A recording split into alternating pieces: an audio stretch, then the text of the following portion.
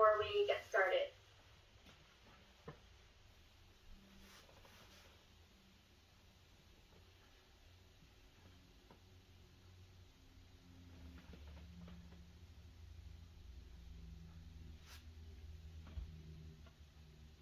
Okay, so Sarah, can you advance us to the next slide, please? First off, I'd like to acknowledge that we are humbled to live, work, and learn on the unceded and traditional territories of the Musqueam, Squamish, and Tsleil-Waututh nations. Next slide, please.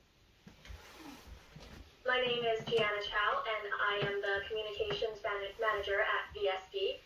You'll also see here John Dawson, the Director of Facilities Planning and Student Information. He will be presenting later today. We also have on the call two VSB staff members, Shara Lee and Sarah Chow. They will be supporting us through this virtual session today. We'll start with a staff presentation from John and myself. All the information presented today is already available on our website at govsb.ca/QEA surplus. Sarah will also be sharing the URL in the chat. We also understand not everyone who wished to attend today's session could make it, and for that reason, we will be recording the presentation part of this session today. You'll also notice that your cameras and microphones have been turned off. There's quite a few people who have registered for today's session, and to ensure that there's no lag time and that the meeting does run smoothly, we have turned off your cameras and microphones. As mentioned earlier, this is an information session about the surplus consideration. You will have an opportunity to ask clarifying questions about tonight's presentation via the chat feature. You'll see that on your top right-hand corner. There's a little icon with a question mark there, and that's where you can insert your questions for tonight. Feel free to send us your questions anytime throughout the presentation. I will be moderating them, and depending on the volume of questions received, we will theme them based on commonalities. While we welcome comments, we respect everyone's time, and you can share your feedback through the chat feature. Your comments will be summarized as part of the engagement summary report to the board before they make their final decision about the QEA land surplus consideration. You'll also have other opportunities to share your feedback, which I will dive into later in the presentation. And before we begin, I want to introduce a couple of agreements for today.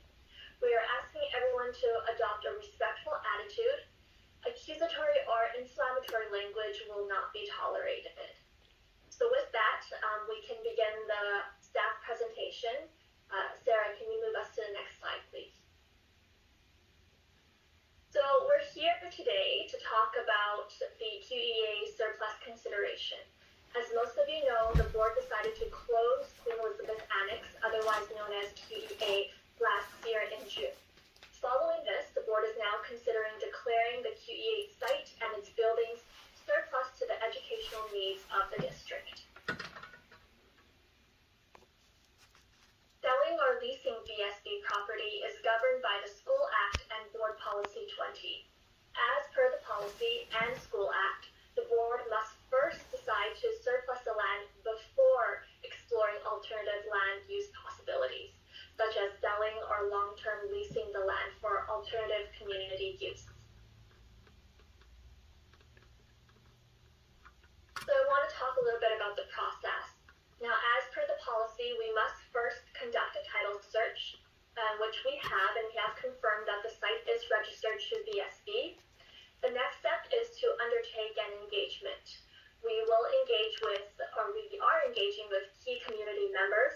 I'll get into more details about that in the next slide. The final step is for the board to make a decision about the surplus consideration based on engagement, feedback, and staff recommendation. And then the fourth step, which is another process, the next phase of the process, I should say, if the board decides that the site is surplus to the district needs, then it will look at disposal options and alternative community use possibilities. So it's really important to note that there is a line between the items 3 and 4, and that is purposeful, as it clearly illustrates the disposition of the land is a separate decision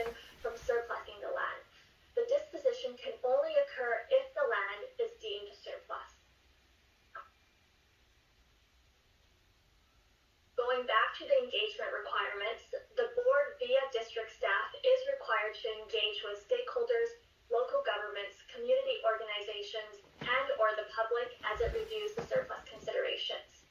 As per the policy, the engagement must consider future enrollment growth and alternative community use, which John will get into in a little bit. The engagement must also provide key community members a fair opportunity for input and feedback to respond to the board's surplus consideration, which as the community that's close to QEA and the general public, you are part of this right now. So I'll walk you through a bit of timeline, what's happened and what's to expect. In June 2022, the board made the decision to close QEA as mentioned earlier.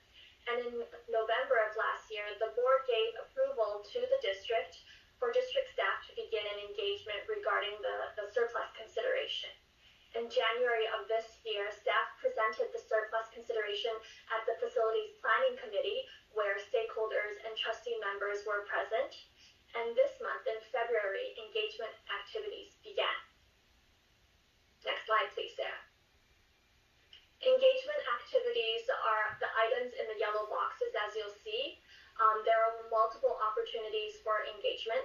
You'll see in January we reached out to the 3 host nations, so that includes Musqueam, Squamish, and Tsleil-Waututh nations to seek their input and feedback. On February 15th, we held a special engagement workshop with stakeholders. And today we are having a virtual information session with, we've invited school communities and neighborhood associations in the vicinity of QEA. School communities include Queen Elizabeth Annex, Queen Elizabeth Main Elementary, Queen Mary, Jewel Quinnell, Kitchener, Norma Rose Point Elementary, University Hill Elementary, and as well as University Hill Secondary and Byng Secondary. In terms of neighborhood associations, we reached out to Dunbar, West Point Grey, UBC, and Arbutus Ridge areas. Also today, we will have our survey open to all groups, including the public, and that survey will be open for 2 weeks until March 9th. From February 15th until March 27th, our Engage email account has also been open to receiving open-ended public feedback. Emails received are forwarded to the board in its entirety. As well, during the month of February, we have reached out to other civic agencies such as the City of Vancouver, Park Board, BC Housing to seek their feedback. And after spring break, we come back in April to present the engagement findings to the Facilities Planning Committee. And then on April 11th, the board will make its decision about the surplus consideration. And from here, I will pass it over to Mr. John Dawson. Thank you, Gianna.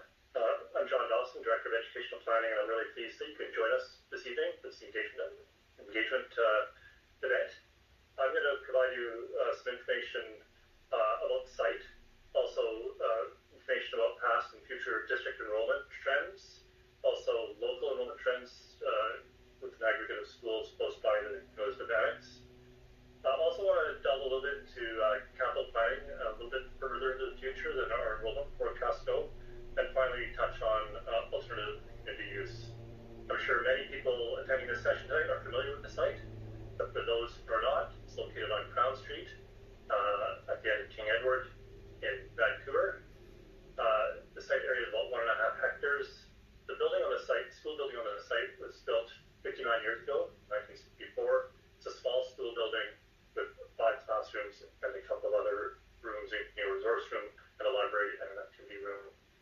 At this time, there's also 7 portables on the site. The operating capacity of the Elizabeth Annex school building is 98 students, which is an approximate number that can be accommodated comfortably in that building. The building is non-seismically safe and has a high seismic risk ratings in the high-risk category 3. And its 2023 assessed value is $46,359,000. Go to the next slide, please. So as per policy, we are providing information to you and to the board about district enrollment considerations. This slide shows 2 different represents the historical and forecast population for the City of Vancouver and UBC UEL. So that's the entire Vancouver School Board or school district. And the axis on the right side of this graph shows the population in the hundreds of thousands. And on the bottom of the graph, along the x-axis, you see that it starts in 1997, 26 years ago, and is forecast out to 2031. Since 1997, the population of Vancouver has grown by about 160,000 people. During that same period, the enrollment in Vancouver School Board has declined by about 9,000 students. And at this point, further decline is forecast. So for the past quarter century or so, demographic change of the population, essentially an aging population, has outpaced development and population growth in the city. You can see, if you look sort of 2/3 way along the blue line, the VSB enrollment, kind of a blip for the past 3 years. This represents the disruption from COVID. We had a significant enrollment decline for 2 years, and then we had a significant bounce back this year in enrollment, and that bounce back continues. You can even see that during COVID, the population of the city of Vancouver and UBC UEL declined. The next slide, please. This is a more detailed view of district enrollment trends. The left axis, vertical axis, shows VSB enrollment once again. The blue bars represent historical enrollment, so this is actual head count. And this does not include international students. This is BC resident students. The orange bars represent the forecast enrollment the next 15 years for the district. The green line is a youth population estimate, and you can see that the green line and the enrollment have the same general trajectory and are closely related to each other.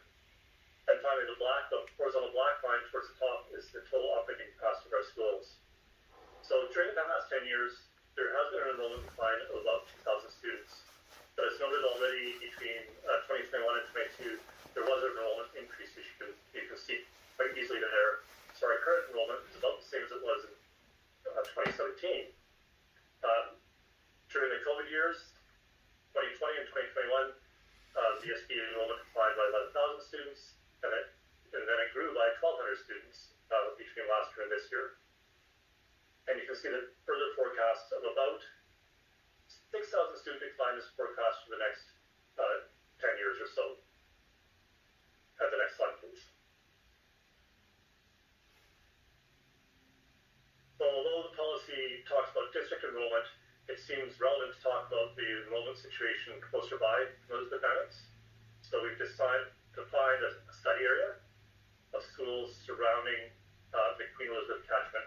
So as you know, Queen Elizabeth Annex and Jules Pinella are part of the district prevention immersion program, and so they have students coming from all over the district. But the schools touching on the Queen Elizabeth Elementary School catchment are the defined study areas. So there are 6 schools in Vancouver and 2 schools out at UBC.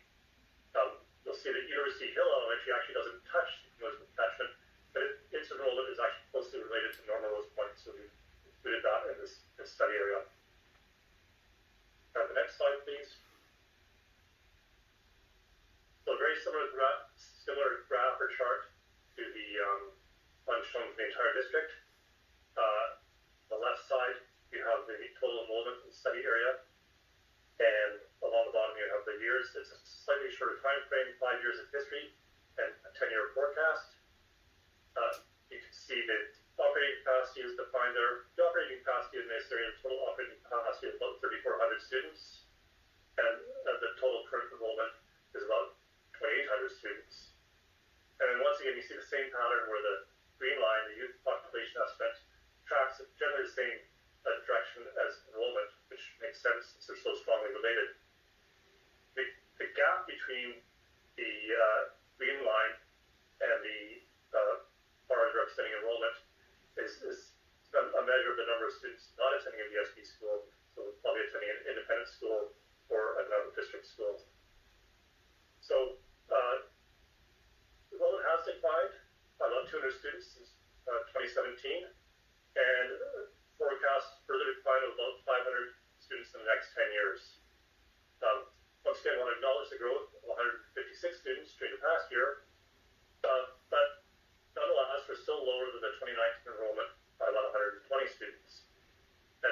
terms of the available capacity in those schools. There's about 580 available surplus seats in those schools in the study area. Mostly on the west side of Vancouver, UBC schools are quite full. And if the enrollment decline this forecast does materialize, we'll be about 900 surplus seats in 10 years from now.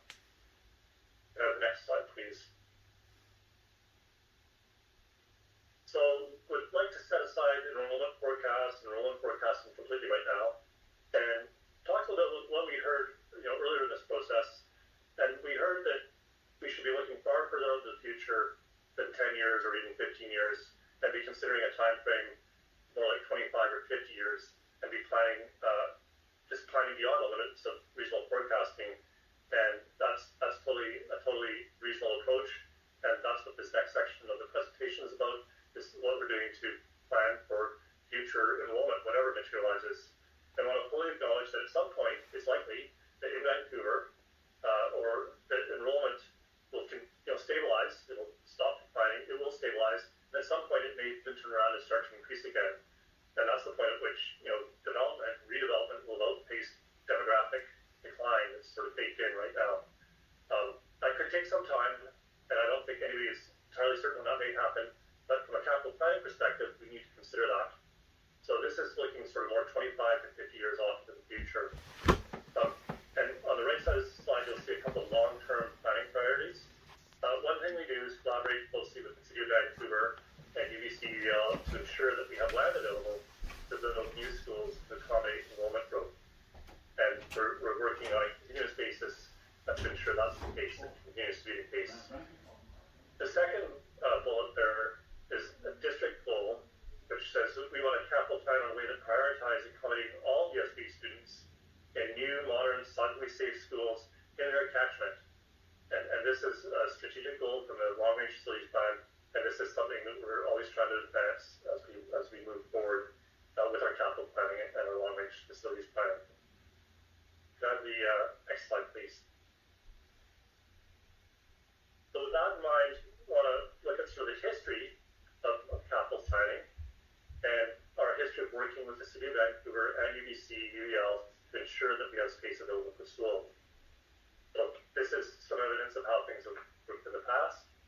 On the left side of the slide, you'll see a list of sites that have schools on them now, or in the case of Cole Harbour, has a school in construction. So Elsie Roy is a school in Northeast Falls Creek built on the Expo lands, and long before the school was ever built, and I'm sure you talked to the community, the school was too late, but the land was set aside many years before the school was available for students and the community. University Hill Secondary was built on a site acquired from UBC, it's the old National Research Council site, and that was acquired many years in advance of the enrollment requirement for that site. Boston Elementary, similarly in Yellowtown, is built in an air parcel that was set aside for school use or educational purpose many years before the development took place in Yellowtown. And finally, Cole Harbour, which is under construction, that site has been available for many years as well. So we have vacant sites available to accommodate, in the case of Olympic Village, current enrollment needs, and we are in the planning phase for a school there. As yet, there's no capital planning advance for that project. But the point of this slide is to show that in terms of land, we're preparing for the future, and in the past we've prepared for the future as well now. There's a Westbrook, there's a site for to accommodate students at UBC, an elementary school at the Westbrook site. And there's also a site zoned for educational use in the River District, should enrollment there require additional school capacity in the future. Can I have the next slide, please?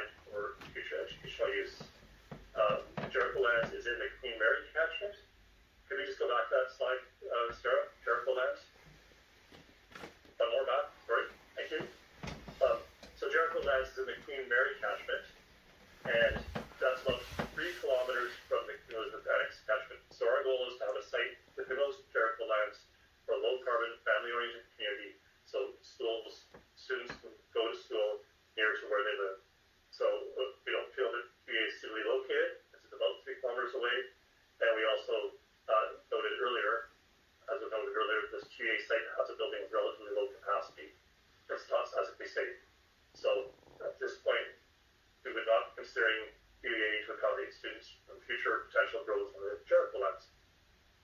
Next slide, please. Now UBC, we've also heard about concerns about enrollment growth at UBC, which is a reality. There's a considerable amount of development on the UBC campus. Development in the University Downlands is quite limited to date. There is some development at the Layton site, but primarily most of the growth is on the UBC campus.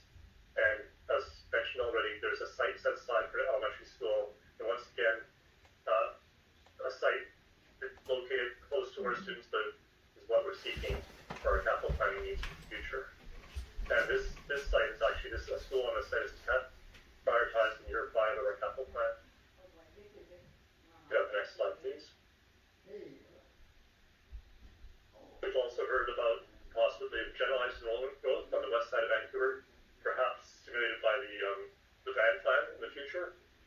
This is likely quite far distant into the future, and rather than the Jericho lands or the development at UBC, which is greenfield development, so there is no housing at present, development on the west side of Vancouver would be a redevelopment process and would likely proceed much more slowly. To accommodate any future enrollment growth over the coming decades, one thing we have available to us now is surplus capacity, as mentioned, about 580 seats presently, and perhaps more in the future. We have schools on the west side of Vancouver that are not yet classically safe. At Southlands, at Carnarvon, and Field Elementary, those schools will be prioritized as enrollment requires in our capital plan. And those schools are all on sites that are larger than the site that would allow for expansion into the future. So we're well positioned on the west side of Vancouver to accommodate future enrollment growth. Could I have the next slide, please? Then the final thing I wanted to touch on is alternative community use. As a final step in the school closure process, the superintendent made a recommendation that the board dispose of the site, the Constance Color, Francophone, and the Columbia Britannique CSF. And so that is current direction from the superintendent to the board. But one of the purposes of this engagement process is to hear from community members and the public and the 3 host nations and stakeholders about other potential community uses should the board decide to declare the site surplus. And I just want to go back to the policy structure that Deanna laid out at the beginning of this presentation, which is a 2-step sequential process. If the board does declare the site surplus, then the disposition process can proceed and an alternative community use, including the CSF, can be considered. If the board decides not to declare the site surplus to the needs of the district, then the process stops at that point. Can I have the next slide, please? So I think it's back to Gianna now.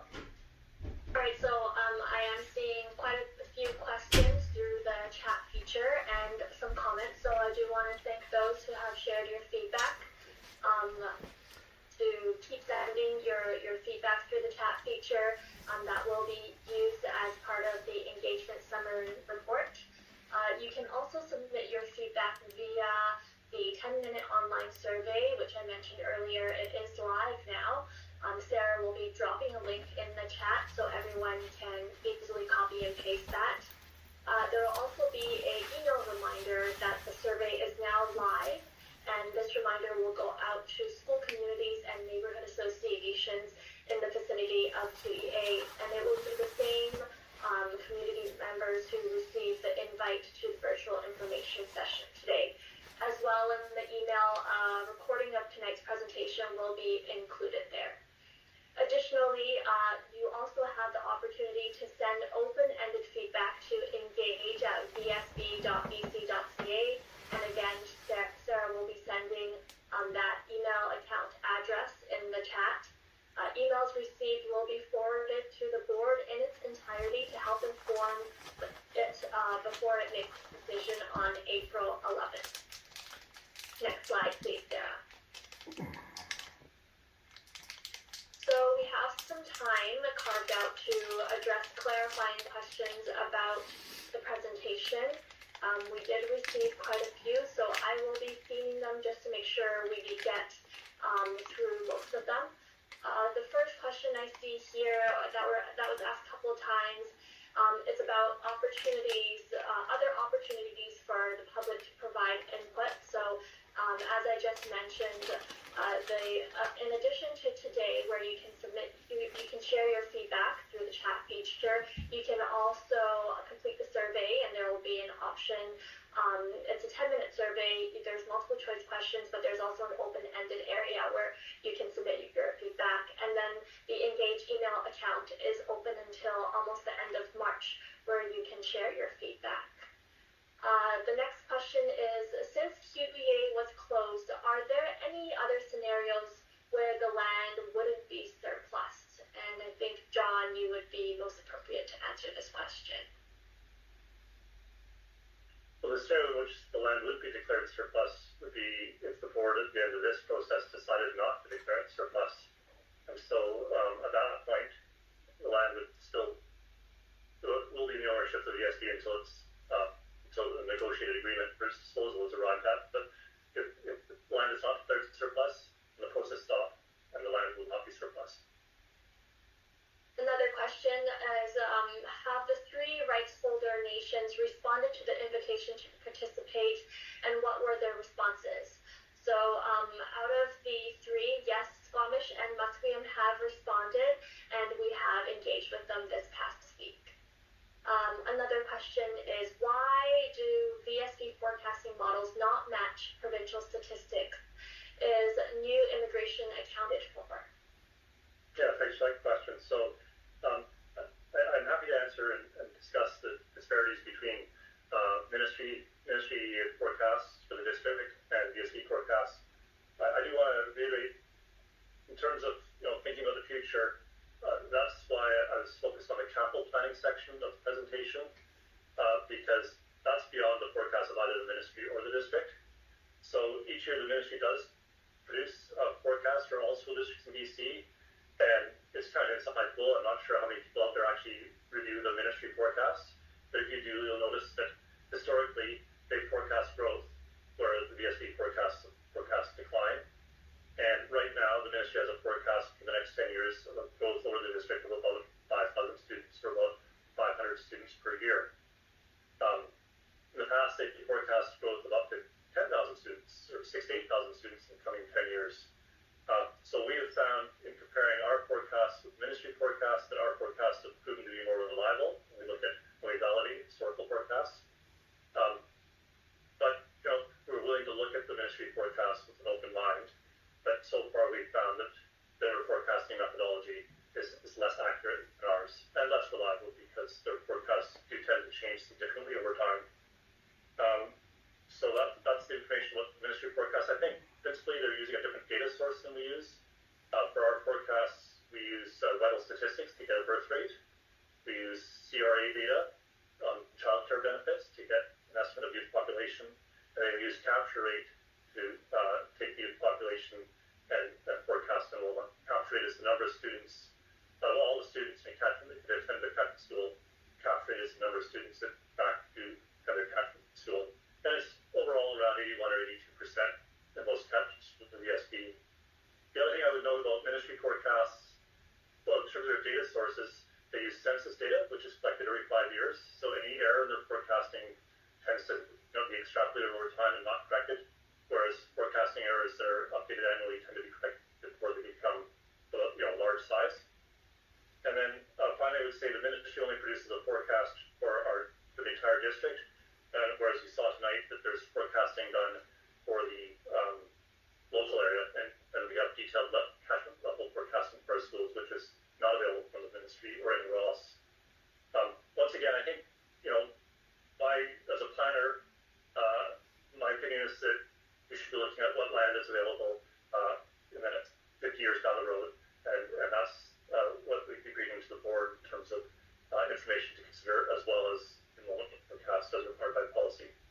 So John, just to clarify, the ministry uses census data, which is collected every 5 years, and we use vital statistics and CRA data, which is collected every year, and it's what has happened over the year. Is that right? Yeah, vital statistics, and it's collected once a year. CRA data through the tax return process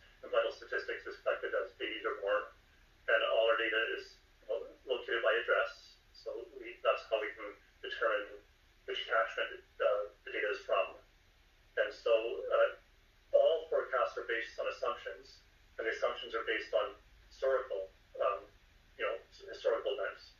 And so, for sure, forecasting assumptions can vary over time, and that's why collecting and updating forecasts on an annual basis is far more effective using data that's only collected every 5 years. Speaking about forecasts, a participant asks, there are many babies and toddlers soon to be school age in the Dunbar area. Why can't you keep QEA open for both French immersion and also K-3 English use? There is only one option for a large tract of land in the area. So, both parts of that. So we do have information about all age cohorts, including the number of babies born and the number of children between the ages of 0 and 5. So we do have that data. And in the Dunbar area, if I have it correct, the birth rate is still declining, and the youth population in that age cohort is still declining. As you can see, inside of development, over time, development has been outstripped by demographic change in Vancouver. So it's great that there's more babies there, and nothing would make me happier than if enrollment stabilized throughout the VSB and there was more children around the city and the district, but that's not what we're seeing in our forecast now.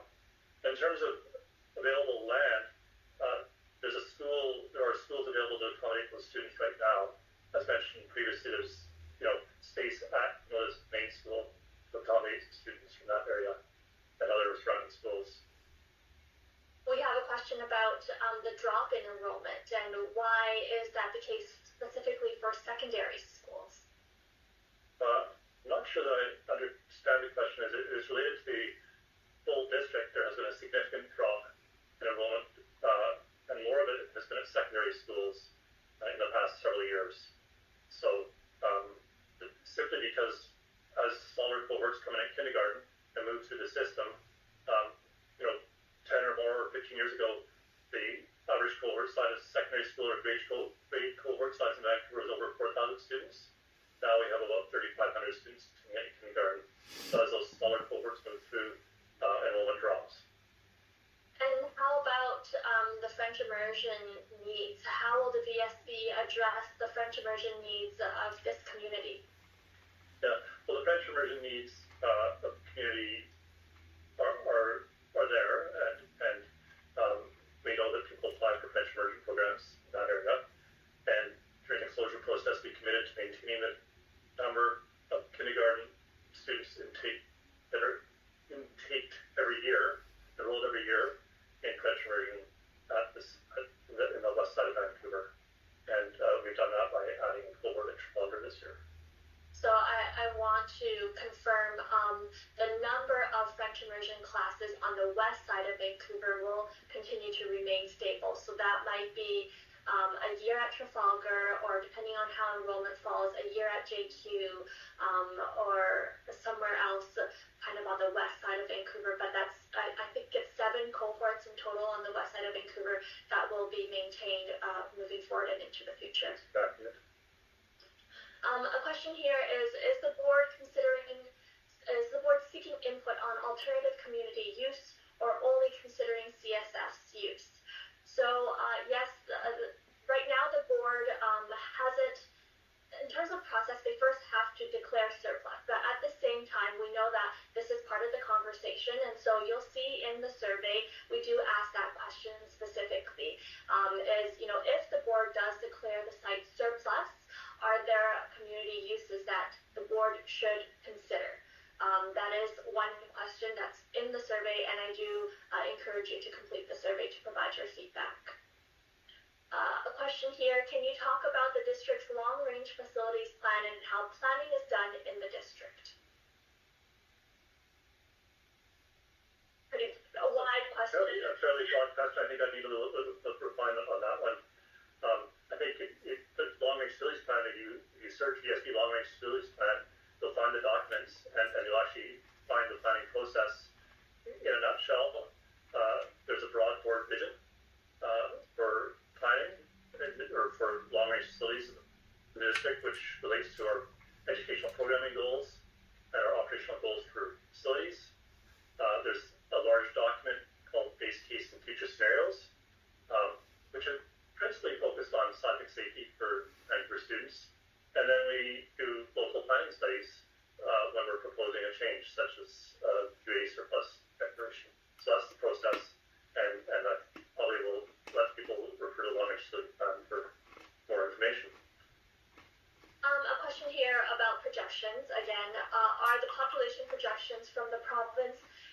In line with those from the city of Vancouver, what conversions are happening between what conversations are happening between VSB and the city? Mm-hmm. Well, two parts to that question. The city doesn't have population projections. They're relying on the same data source as the province, which is census data. And so the city relies on the VSB for youth population information. And in terms of conversations, yes, there's many collaborative projects underway in the VSB in the city, and there are many streams of conversations going on with common objectives. An enrollment question. So I'm still seeing quite a bit of enrollment questions about kind of the increase of it and some more explanation about that. Or I guess we are saying that there is a decrease and others are saying there could potentially be an increase. Maybe you could speak a little bit more to that and how is that the case that, some participants, some community members may feel that the student population demographic will see an increase, but we are still saying that there will be an enrollment decrease. How is that the case?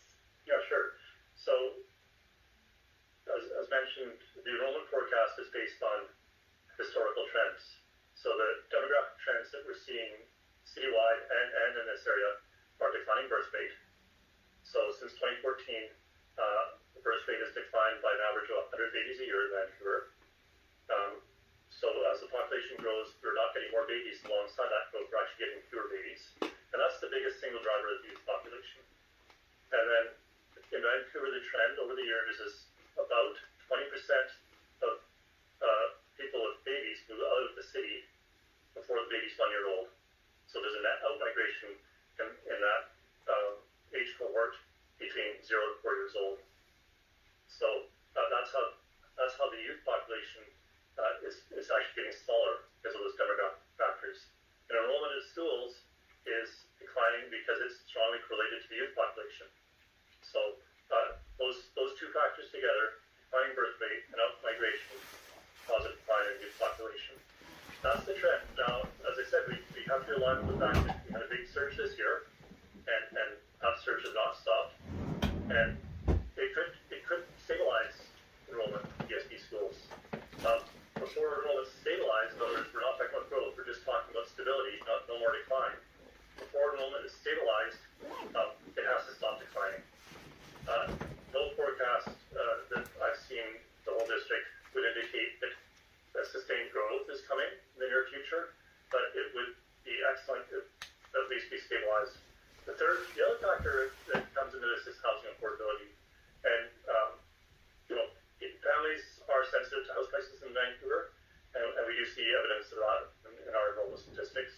So I can totally understand why people find it paradoxical when they see babies and children in their communities, and they see development, and they see the population growth in the cities and change in the city.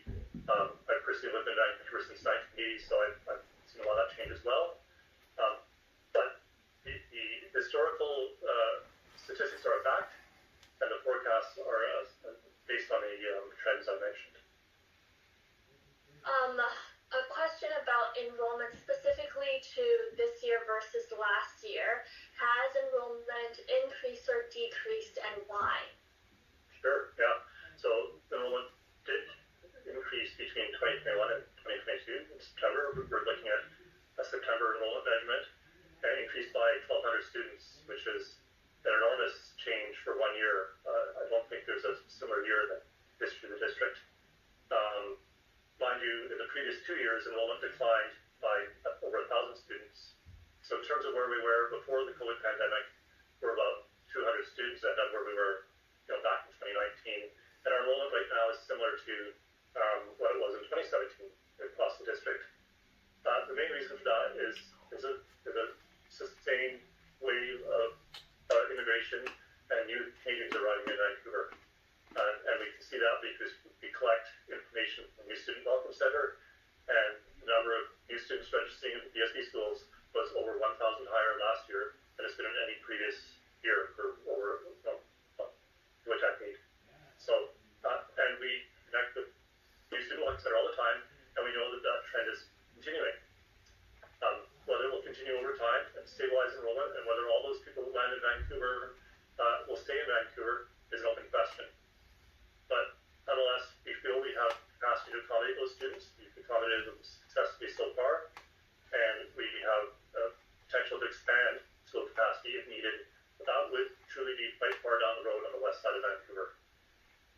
And how about, have there been any considerations for adding a French immersion school near the UBC area, particularly because a participant mentions the JQ school is over capacity?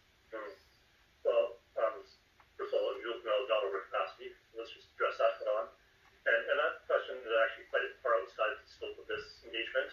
But it was well and seriously addressed through the closure engagement, and there's lots of information about actual demand for French immersion on the west side of Vancouver. It's available from those past reports. How about the lack of kindergarten spaces and lotteries? How has that impacted enrollment? I know we've heard from many outside of this engagement that they can't get a spot in certain areas. So how does that make sense when we continue to see a drop in enrollment, whereas others can't even get a spot for their kindergarten child to get into their catchment school?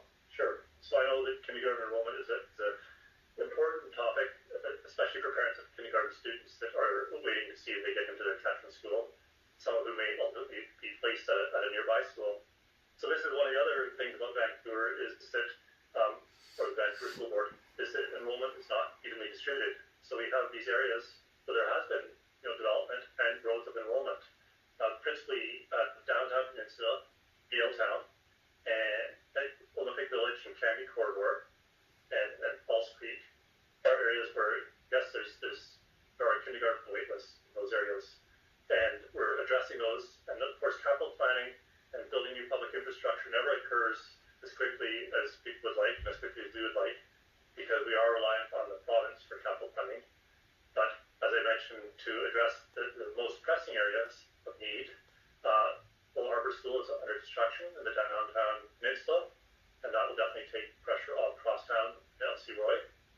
And Olympic Village is in the planning phase. As yet, no government funding has been advanced for that project, but that will certainly address kindergarten waitlists at Fraser and surrounding schools. So for sure, we have areas of enrollment pressure, but we also have lots of areas of enrollment decline. In fact, most catchments in the district have experienced enrollment decline historically, and there's surplus capacity.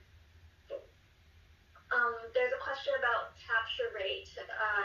Participant asks, what's the percentage of school-age students attending private schools, and what type of reasons do you think that they would attend private schools instead of public schools? I think it's specifically regarding the seismic condition of our buildings and how that impacts our enrollment rate.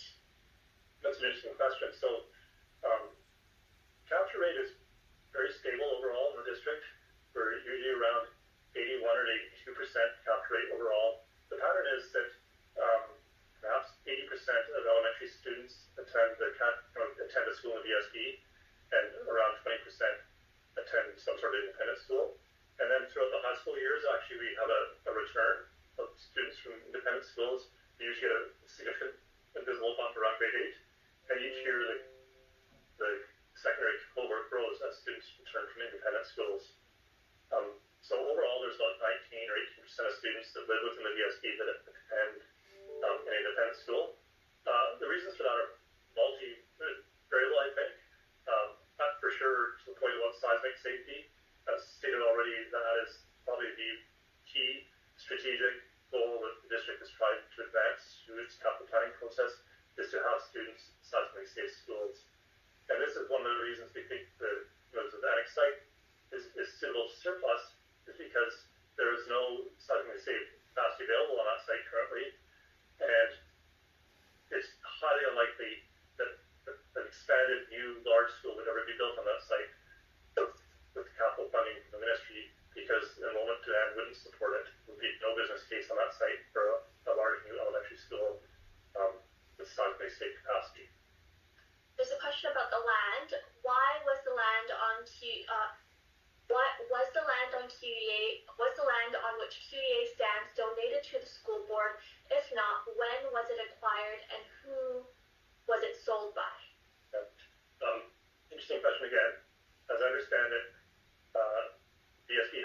of land which it acquired in 1960.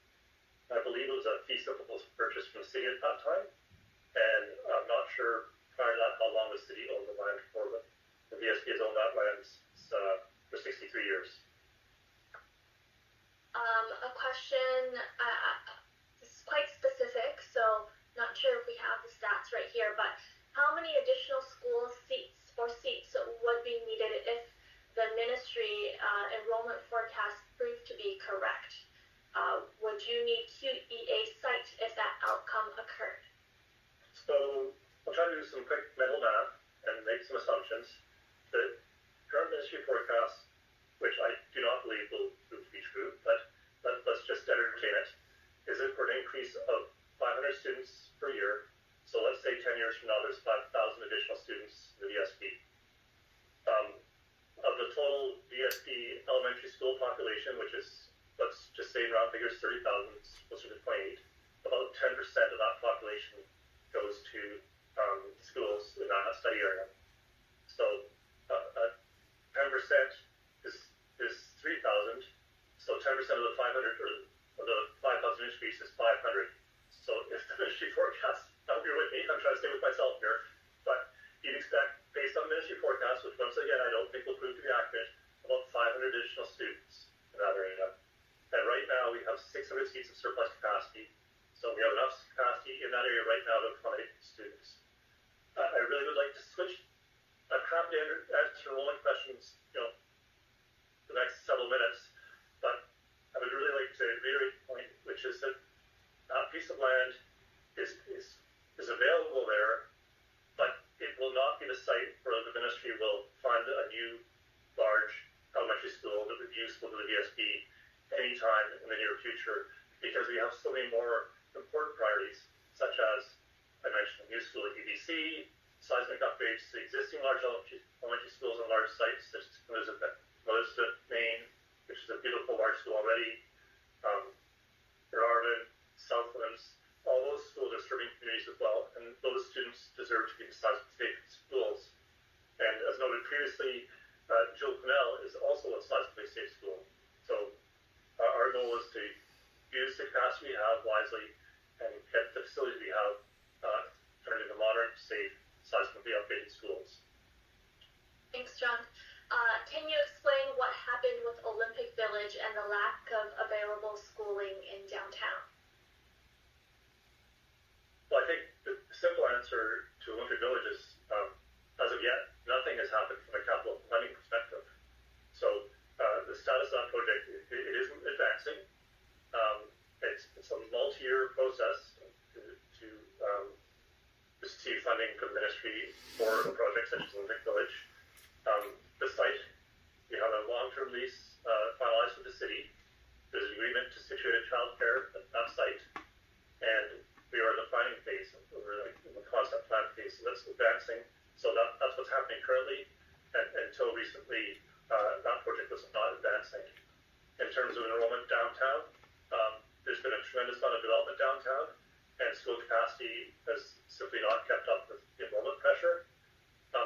To contextualize things in terms of kindergarten and kindergarten waitlists and sort of try to tie these ideas together, we've been placing kindergarten students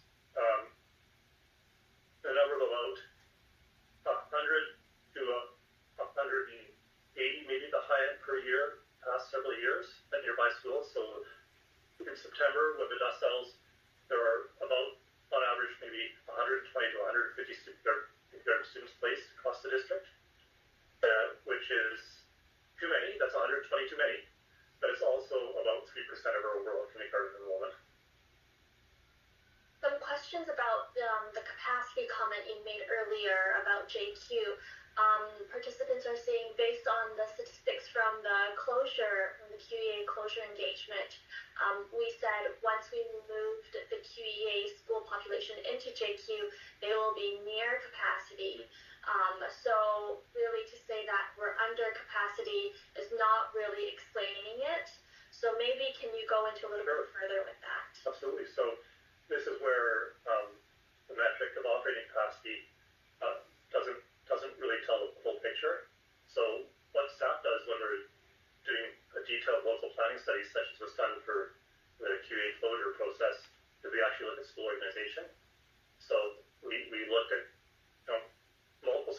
optimization scenarios for Juvenile and Annex to determine there's enough classroom enrolling space.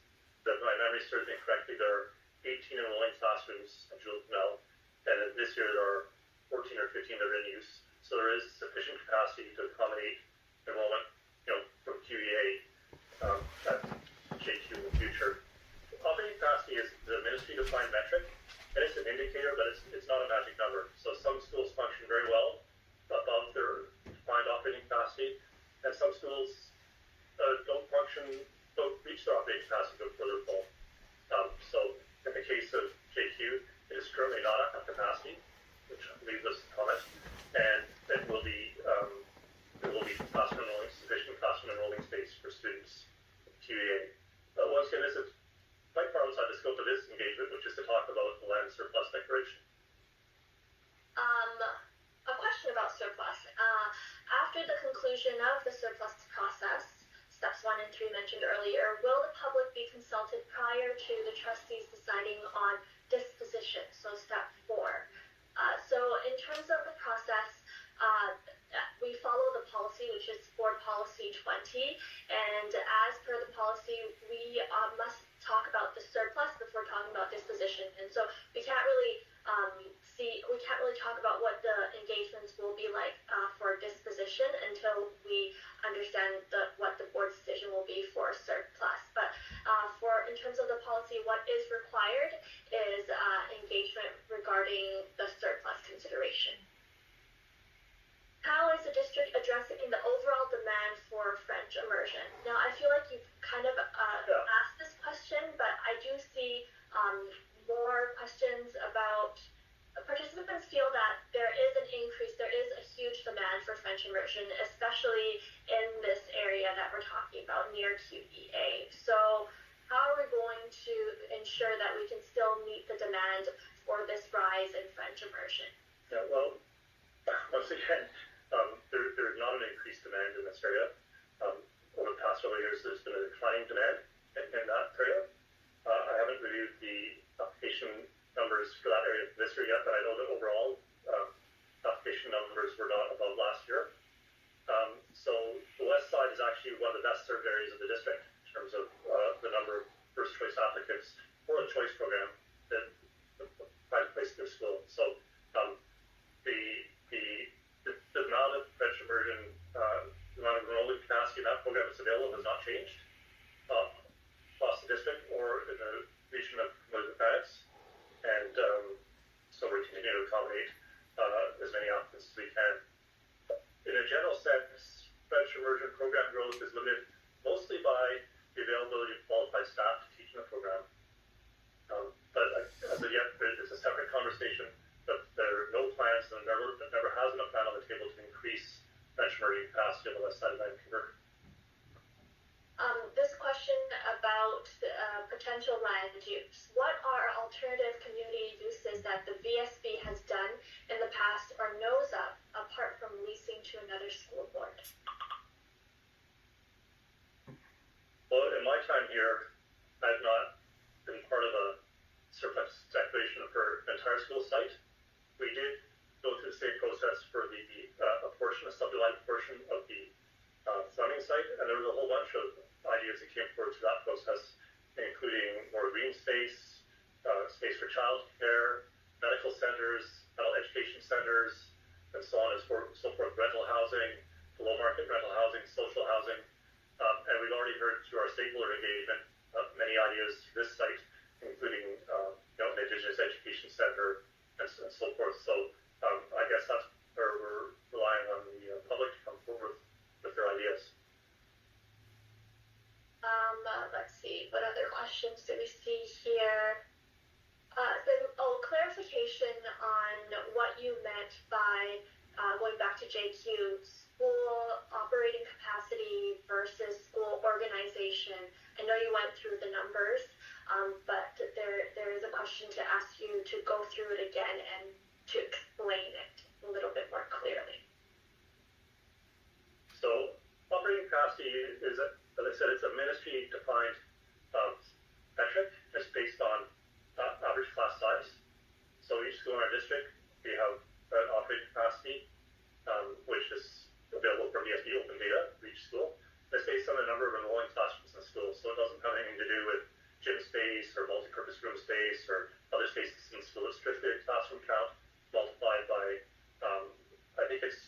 22.7 is the average class size we use for elementary. So I don't have that number at my fingertips, and that gives you your operating capacity. That translates to 18 enrolling classrooms, and we're confident and comfortable that the enrollment from QEA and Jill Canal together will fit in those 18 classrooms, respecting all the provisions in the effective agreement.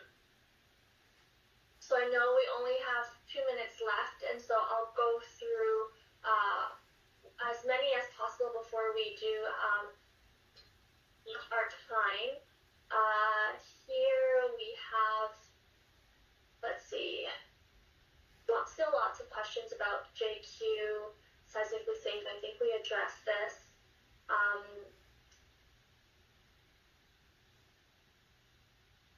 Okay, can you talk about, we're saying that there's more schools available without ever addressing the fact that talking about English language schools. Can we talk about our commitment to the French immersion program? I think we've talked about our commitment to the French immersion program a lot this evening, but just to touch on a few key points. Across the district, there are 19 kindergarten cohorts, and that's our baseline commitment. On occasion, some years we've had 20 cohorts when staffing has been available, but we've stuck to that baseline commitment. So I think that demonstrates a commitment to the program. I know there's lots of people who like expansion of the program, but that's outside of the scope of this engagement, and it's certainly welcome feedback for the board to hear. But that really is a separate issue from whether or not we surplus the QEA site, because if the board does decide to surplus the site, it has no impact on the French immersion intake, both on the west side of Vancouver and across the district. And maybe one last question about enrollment. Do you include international students as part of your forecast? Canada's population continues to see an increase in immigration. So if you don't include it, why is that the case? Yeah, so want to distinguish between an international student, which is a student that's not a resident of Canada and pays fees to attend a VSB school, and new Canadians who are, regardless of their citizenship, if they're in Canada with a work permit, study permit, permanent resident card, or a Canadian citizenship, they are BC residents, and they qualify for free education in BC. So all of our forecasts are for resident students. There are some international students on the west side of Vancouver. We do not place international students at schools that are full of catchment students, but certainly schools with lots of surplus capacity like New Mary and Queen Elizabeth, Carnarvon, host international students. But all our forecasts, the standard is to look at a resident student population. I see that we are at time right now, 7 o'clock. I want to thank everyone for their questions and for their feedback. I did see there was a question asking how many attendees came today, and this will be discussed in the report, but in total, 24 attended today's session, and all the information presented is available on our website. Again, that's govsb/QEA surplus. Email will be sent out in probably tomorrow about the survey being live, the recording of this presentation, as well as the engage email. We do want to hear your feedback back, so please utilize these different platforms to share your feedback to help inform the board's decision about the QEA land surplus consideration. Thank you very much and have a good evening.